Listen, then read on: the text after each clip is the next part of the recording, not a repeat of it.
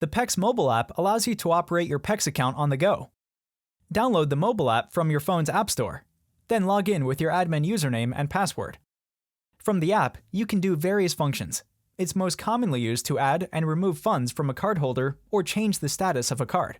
To fund cards from the mobile app, click the Cards icon at the bottom of the screen. Navigate to a cardholder. Click on the cardholder's name. In the Quick Fund box, enter the amount to add. Click the blue Add Funds button. A confirmation will pop up. To transfer the funds, hit Transfer. A notification will appear letting you know if funds transferred successfully. Hit OK. The money will load immediately to the card.